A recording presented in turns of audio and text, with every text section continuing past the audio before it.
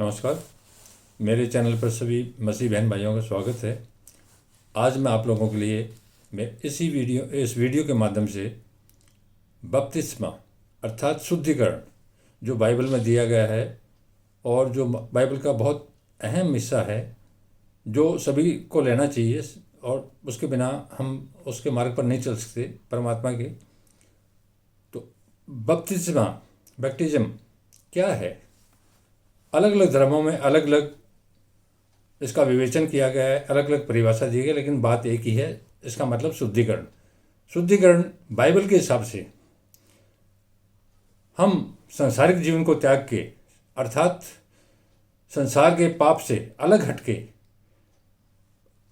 दूसरे प्रभु के मार्ग पर चलने का जो प्रण लेते हैं, पानी के अंदर या किसी अन्य तरीके से, उसको ही ये बपतिस्मा कहा गया है, बैप्टिज्म कहा गया है।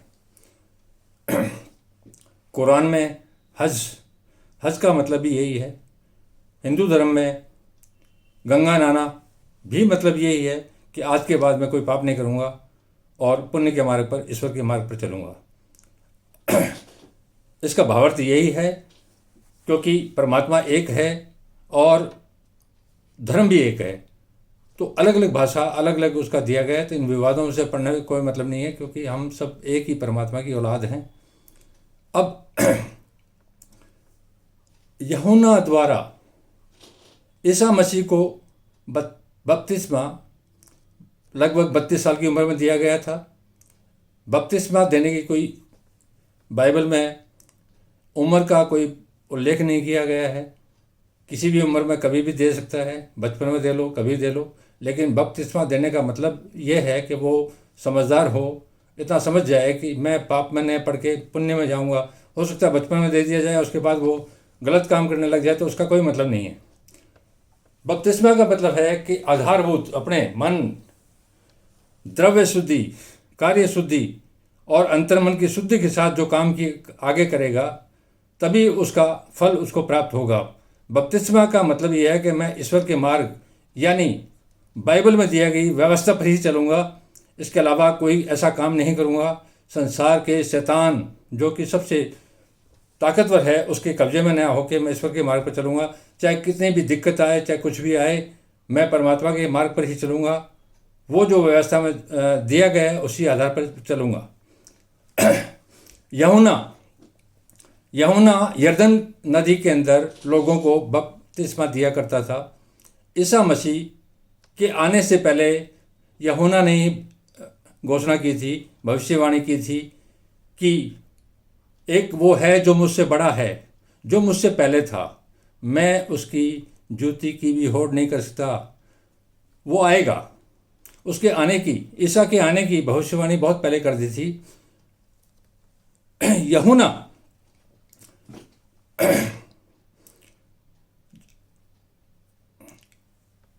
यूहन्ना वो व्यक्ति था जो बपतिस्मा देता था। यह भविष्यवक्ता द्वारा एक भविष्यवाणी की गई थी। जंगल में पुकारने वाले का शब्द हो रहा है कि प्रभु का मार्ग तैयार करो, उसकी सड़कें सीधी करो। इसका मतलब यह है कि एक पुकारने वाला भविष्यवक्ता कह रहा है कि प्रभु का मार्ग यानी पवित्र कार्यों से तैयार करो, और उसकी जो टेढ़ी मेढ़ी सड़कें कर रखी है, लोगों को गुमराह कर रखा है, लोगों को पाप के रास्ते पर डाल रखा है, उसकी सड़कें सीधी करो क्योंकि वो उसका पुत्र आने वाला है।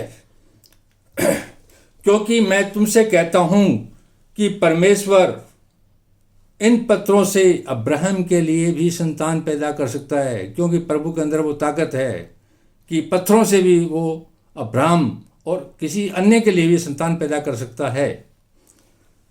अब पेड़ों की जड़ पर रखा हुआ है कुल्हाड़ा, इसलिए जो जो पेड़ अच्छा है और अच्छा फल लाता है वो रखा जाएगा, और जो पेड़ अच्छा नहीं है, अच्छा फल नहीं लाता, वो काटा जाएगा। इसका मतलब ये है कि संसार के जो अच्छे लोग हैं, कुल्हाड़ा तो हमारे पैरों पर रखा हुआ ही है, ईश्वर ने, परमात्मा ने।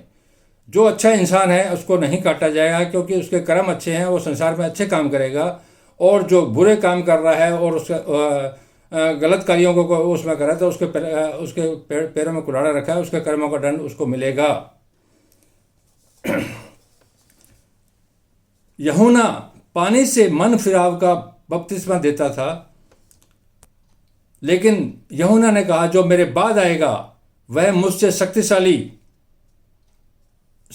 है, मैं उसकी जूती के बराबर भी नहीं हूं। वह तुम्हें पवित्र आत्मा और आग से बपतिस्मा देगा।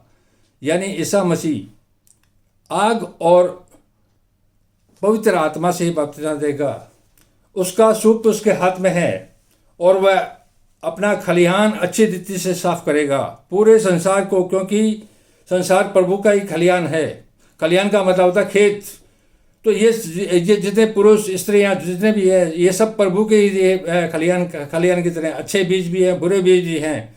वो इस अच्छे बीजों से बुरे बीजों को अलग करेगा और अच्छे बीजों को सुरक्षित करेगा। अपने जो गेहूं है अच्छे, उसको इकट्ठा करेगा, और जो भूसी है, जो अच्छे लोग हैं वो अच्छी गेहूं है, और जो भूसी है वो बुरे लोग हैं, उनको आग में जलाएगा जो बुझने की भी नहीं है। जो पापी लोग हैं उनको उस आग में जलाएगा जो बुझने की भी नहीं है। अब यूहन्ना ने ईसा मसीह को जब गलील से यरदन के किनारे बपतिस्मा लेने के लिए जब ईसा मसीह आए, परंतु यूहन्ना ने उनको रोका कि मैं तो तेरे हाथ से बपतिस्मा लेने की आवश्यकता, मुझे तो तेरे हाथ से बपतिस्मा, और तू मेरे पास आया है।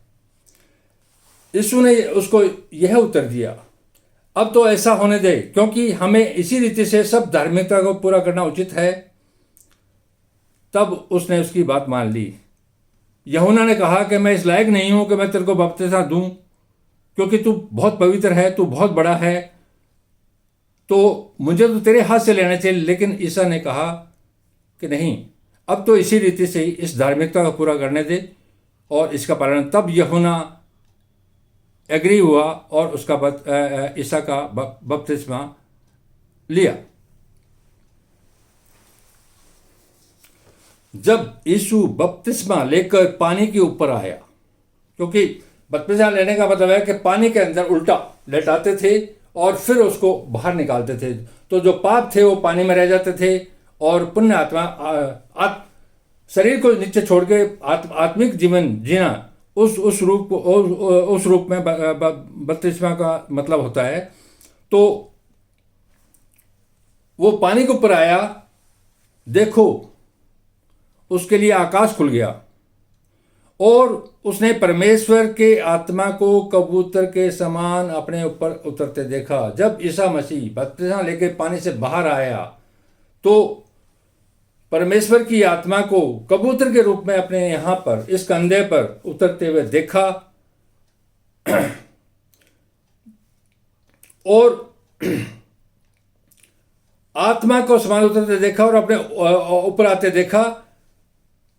तब यह आकाशवाणी हुई, यह मेरा प्रिय पुत्र है जिससे मैं अत्यंत प्रसन्न हूं। अर्थात ईसा मसीह के लिए प्रभु ने आकाशवाणी की कि यह मेरा प्रिय पुत्र है और मैं इससे अत्यंत प्रसन्न हूं। इसका मतलब ये था संसार के लिए, कि संसार को बताना चाहता था कि यह मेरा प्रिय पुत्र है और ये है, इससे मैं बहुत प्रसन्न हूं और ये लोगों की भलाई के लिए ही आया है। सही मायने में एकमात्र परमेश्वर के पुत्र यीशु का ही अभी तक बैप्टिज्म हुआ है, इसके अलावा आज तक किसी का हुआ ही नहीं है, क्योंकि उतने पवित्र कोई संसार में ना पहले थे ना आज है। कोशिश कर रहे हैं हम सभी कि उस लेवल तक पहुंचे, लेकिन प्रभु यीशु जो स्वयं प्रभु के परमेश्वर के पुत्र है, उसका मुकाबला कौन कर सकता है।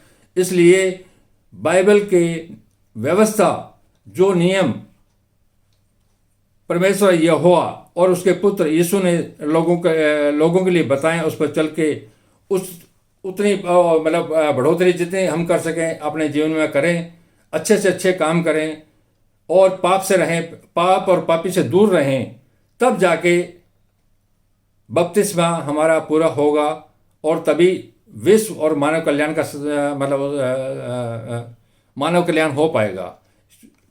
हम परमेश्वर के पुत्र के भी पुत्र हैं, तो हमारा फर्ज है कि हम उसकी व्यवस्था के हिसाब से जो बाइबल में दिए हुए एक एक वचन पर कायम रह के अपने को शरीर का सुख को त्याग के प्रभु के मार्ग दिए हुए मार्ग को बताए हुए मार्ग पर चल के इस बपतिस्मा को पूरा करने का प्रयास करें, तो स्वर्ग के दरवाजे हमारे लिए खुल जाएंगे।